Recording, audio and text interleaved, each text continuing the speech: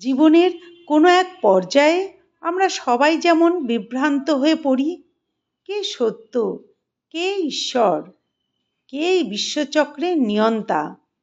অর্জুনও তেমন এক গভীর সংশয়ে পড়েছিলেন কুরুক্ষেত্রের প্রান্তরে।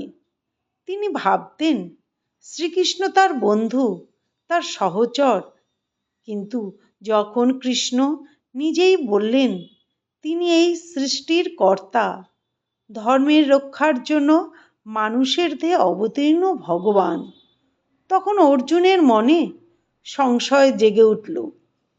বন্ধুর মুখে শোনা এই অলৌকিক সত্যকে সহজে মেনে নিতে পারছিলেন না অর্জুন।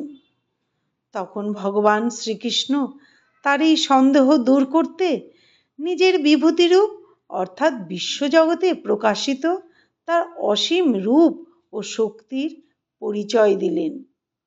তিনি বললেন, হে অর্জুন, সব জীবের মধ্যে যে অমর আত্মা বিরাজ করছে, আমি সেই আত্মা।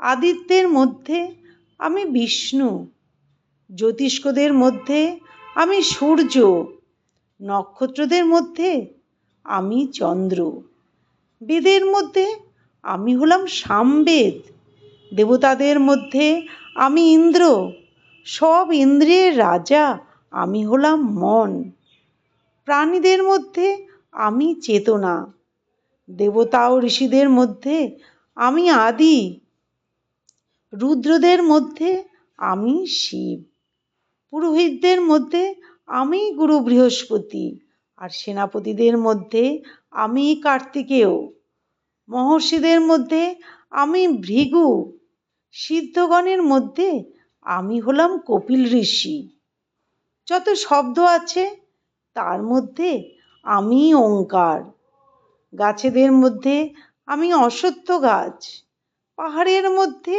আমি হিমালয়, ধেনুদের মধ্যে আমি কামধেনু, নাগদের মধ্যে আমি হলাম বাসুকী, হাতিদের মধ্যে আমি ঐরাবত, দৈত্যদের মধ্যে আমি প্রহ্লাদ, জলাশয়দের মধ্যে আমি গঙ্গা, মাসের মধ্যে আমি অগ্রহায়ণ, ঋতুর মধ্যে আমি বসন্ত, যদুবংশে আমি যেমন কৃষ্ণ, পাণ্ডবদের মধ্যেও আমি তেমন অর্জুন, আমি শক্তির আধার, আমি শক্তির বিনাশক, মৃত্যু নিজেও আমি।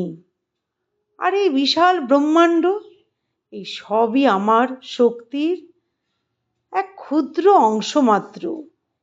এইভাবে ভগবান শ্রীকৃষ্ণ অর্জুনকে দেখালেন যে ঈশ্বর কোথাও আলাদা নন, তিনি আছেন প্রতিটি জীবের মধ্যে, প্রতিটি সত্যের মধ্যে, প্রতিটি সৃষ্টির মধ্যে।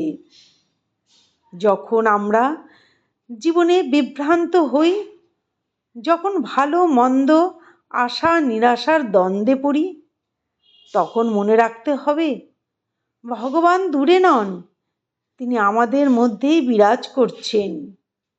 যে নিজের অন্তরকে পবিত্র রাখে, সেই ধীরে ধীরে ঈশ্বরের এই বিভূতি অনুভব করতে পারে।